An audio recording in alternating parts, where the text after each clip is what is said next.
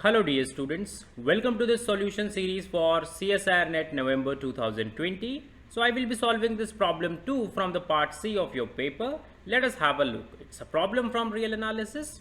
What it says is, which of the following statements are true? So the option says the series, this one is convergent, this one is absolutely convergent, etc, etc. That means we have to solve one by one. We have to look at each option and then we have to find out which of the following series is convergent or absolutely convergent. Right, now let us begin. तो option A से हम begin करेंगे.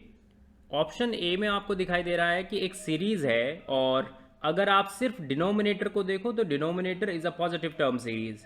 Right, तो हमें साफ साफ दिखाई दे रहा है कि we are going to apply Leibniz test because it is an alternating series. तो देखो लेबनीज टेस्ट की स्टेटमेंट लिखी हुई है कि let n be a sequence of positive real numbers such that limit n goes to infinity n is 0 and a n is a decreasing sequence. तो दो चीजें चाहिए होती है आपको लेबनीज टेस्ट के लिए. पहला कि सीक्वेंस डिक्रीजिंग होनी चाहिए, दूसरा कि वो कन्वर्जेंट होनी चाहिए 0 पर. देन लेबनीज टेस्ट आपको बताता है कि दिस विल बी कन्वर्जेंट. तो अगर आप अपने ए एन को पिक करो 1 by root n, clearly it is going towards 0 and it is decreasing, है ना. इसमें कोई डाउट ही नहीं है कि ये डिक्रीजिंग है. नाउ दैट इज वाई हम क्या कह सकते हैं, हम डायरेक्टली इंप्लाई करेंगे कि आपके पास summation -1 to the power n over root n is convergent. ठीक है.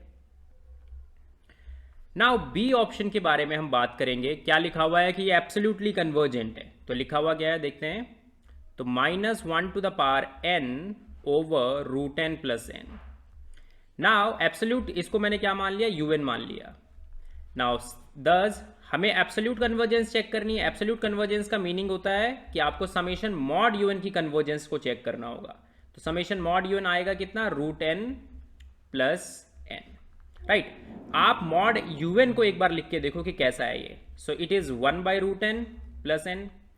नाउ अगर आप क्या करते हो, अगर आप डिनोमिनेटर को रिमूव करते हो यहां पर से, जैसे कि हमें क्या चाहिए, हमें चेक करना है. चलो ऐसे डायरेक्टली भी हम सोच सकते हैं. हम क्या करेंगे, जैसे मैं यहां पर रूट n को देखूं तो आपको पता है कि if n is bigger than 1, है ना, तो आपके पास क्या होगा, रूट की वैल्यू n से छोटी होगी. नाउ मैं क्या कर रहा हूं, मैं यहां पर n की जगह कैपिटल n लिख दूंगा, रूट n की जगह n लिख दूंगा. तो जैसे मैंने रूट n की जगह n लिखा, इट मींस मैंने डिनोमिनेटर को इंक्रीज किया. डिनोमिनेटर इंक्रीज हो गया, दैट मींस क्वांटिटी अब क्या हो जाएगी, decrease. Right, so it is less than equal to this 1 by 2n. नाउ आपने देखा कि आपका un 1 by 2n से बड़ा है और आप क्या जानते हो, आप जानते हो कि ये ऐसा आ जाएगा. Now summation 1 by n, you know already that it is divergent series by p series test. So that is why summation mod un is not convergent. So this imply summation mod un is not convergent. What I am using here, I am using comparison test. By using comparison test, ठीक है, क्योंकि हम जानते हैं कि summation 1 by n जो होता है, if p is bigger than 1, strictly bigger than 1, then only it is convergent.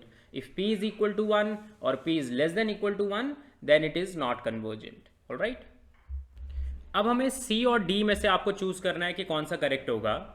तो देखो आपके पास c ऑप्शन में क्या लिखा हुआ है कि the series summation n greater than equal to 1, और यहां पर ये लिखा हुआ है. अब क्योंकि हमने यहां पर 1 ऐड कर दिया है, दैट इज वाई ये जो है ये पॉजिटिव टर्म सीरीज ही रहने वाली है. चाहे आप चेक करके देखो इसमें क्या करूंगा मैं, इसकी जो चलो इसको मानते हैं सबसे पहले un. ठीक है, तो मैंने समेशन un मान लिया आपकी सीरीज को.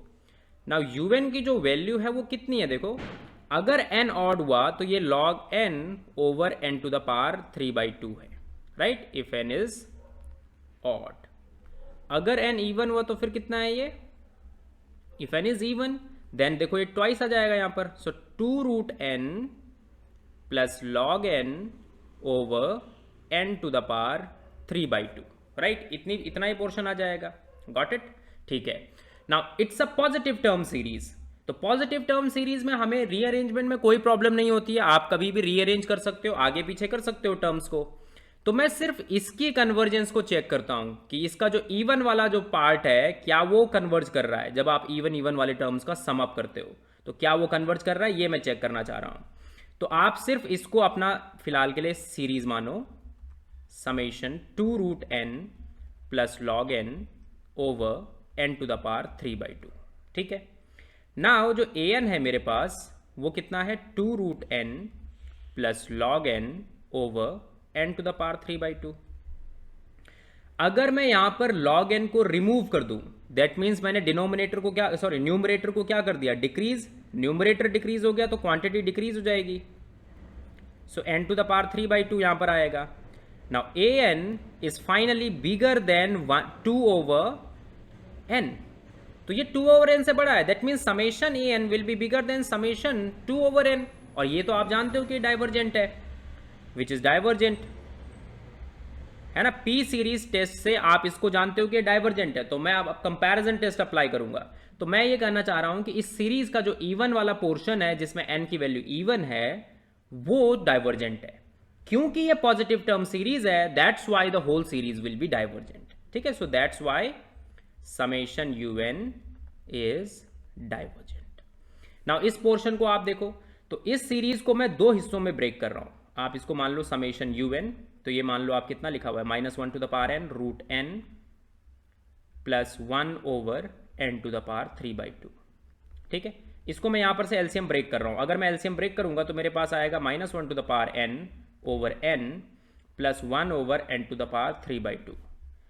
नाउ मैंने एक an को लिया -1 to the power n over n and bn को लिया 1/n to the power 3/2। We know कि an is convergent, this one is convergent by Leibniz test, जो अभी आपने अप्लाई किया। तो आपने रूट वाले पे अप्लाई किया, आप इस पर अप्लाई करोगे, so it is convergent. Alright, it's convergent by Leibniz test. Now ये क्यों कन्वर्जेंट है, by P series test, P series test. Now अगर ये दोनों कन्वर्जेंट है तो आप summation an plus b n क्या कह सकते हो कि summation an plus b n plus is equal to summation un है, right. We know that if we have two series which are convergent, then their sum is also convergent.